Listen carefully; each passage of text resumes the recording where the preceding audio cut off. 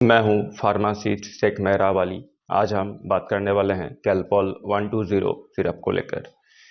GlaxoSmithKline company का कैलपॉल 120 syrup India की market में one of the top selling paracetamol syrup है। ग्लैक्सोस्मिथक्लाइन कंपनी का कैलपॉल 120 सिरप की हर 5 ml में पैरासीटामोल 120 mg रहता है। पैरासीटामोल बेसिकली एक NSAIDs है, मतलब कि non steroidal anti inflammatory drug. इसके साथ साथ पैरासीटामोल एक बहुत ही अच्छा एनाल्जेसिक और एक एंटीपायरेटिक ड्रग है। एनाल्जेसिक ड्रग का मतलब होता है जो ड्रग्स हम पेन यानी दर्द को ट्रीट करने के लिए यूज़ करते हैं उनको बोलते हैं एनाल्जेसिक ड्रग।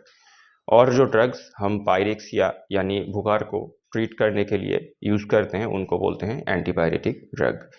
पायरेक्सिया का मतलब होता है बॉडी का एबनॉर्मल टेम्परेचर होना।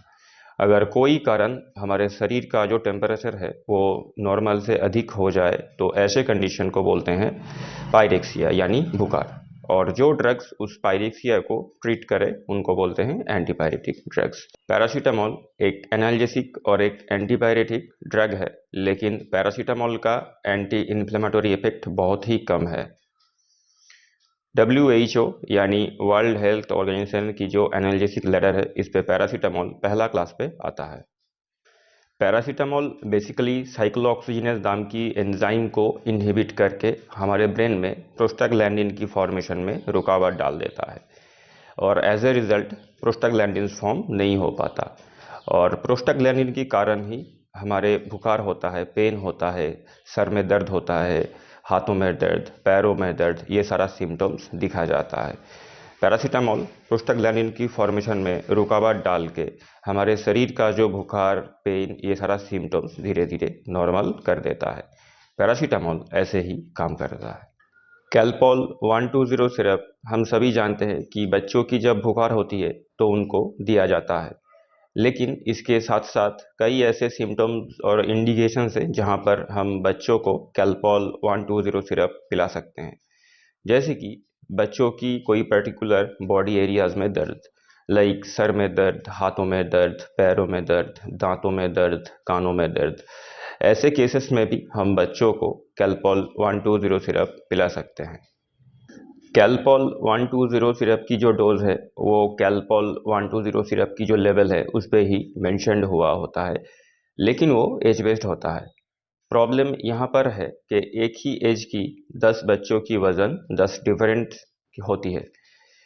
इसीलिए अगर हम बच्चों की जो पैरासीटामोल सिरप की डोज वो बच्चों की वज़न के अकॉर्डिंग डिफाइन करें तो ये बहुत ही इफ़ेक्टिव है बच्चों के लिए।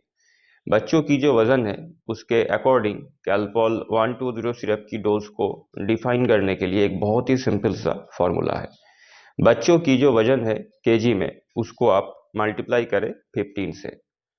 सपोज कोई बच्चों की वज़न अगर 6 किलोग्राम होता है तो उसको अगर हम मल्टीप्लाई करें 15 से तो उसका रिजल्ट निकल के आता है 90।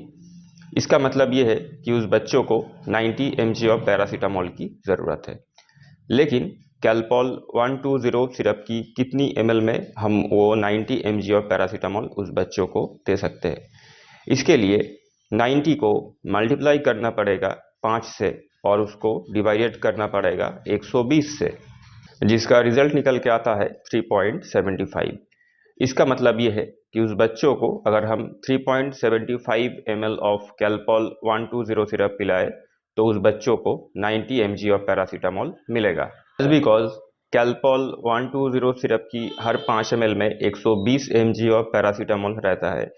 इसीलिए बच्चों की जो पैरासीटामोल रिक्वायरमेंट मतलब 90 को हमने मल्टीप्लाई का किया 5 से और उसको डिवाइड कर दिया 120 से। 3.75 ml ऑफ कैलपॉल 120 सिरप हम उस बच्चों को पिला सकते हैं हर 4 से 6 घंटे के बाद। लेकिन याद रखिएगा हम 24 घंटे में सिर्फ 4 बार ही उस बच्चों को कैलपॉल 120 सिरप पिला सकते हैं, इससे अधिक नहीं। इससे अधिक अगर हम पिलाएं तो उस कंडीशन को बोलते हैं पैरासीटामोल ओवरडोज, जो कि बहुत ही हानिकारक है बच्चों की हेल्थ के लिए। पैरासीटामोल एक बहुत ही सेफ ड्रग है जिसका साइड इफ़ेक्ट्स बहुत ही कम है और paracetamol well tolerated by paediatrics, मतलब बच्चों के लिए भी एक बहुत ही सेफ ड्रग है। लेकिन इसके बाद भी अगर कैलपॉल 120 सिरप को पिलाने से बच्चों की किसी भी प्रकार का कोई भी एलर्जिक रिएक्शंस हो, कोई कॉम्प्लिकेशंस नज़र आ रहा हो, तो ऐसे कंडीशन में आप कैलपॉल 120 सिरप को बंद करके जितनी जल्दी हो सके कोई पेडियाट्रिशियन और कोई डॉक्टर से आप कंसल्ट करें। पैरासीटामोल लीवर में मेटाबोलाइज होती है, इसीलिए कोई बच्चों की लीवर में अगर कोई प्रॉब्लम्स हो या कोई लीवर डिजीज़ हो तो उन बच्चों को बहुत ही सावधानी से कैलपॉल 120 सिरप पीना चाहिए और इसके लिए आप कोई पेडियाट्रिशियन और कोई डॉक्टर से कंसल्ट करें। कैलपॉल 120 सिरप को लेकर अगर और किसी भी प्रकार का कोई भी क्वेरीज या प्रश्न आप लोगों के मन में अभी भी है तो आप नीचे कमेंट पर लिख सकते हैं। हम जितनी जल्दी हो सके उस क्वेरीज का रीच आउट करेंगे। धन्यवाद।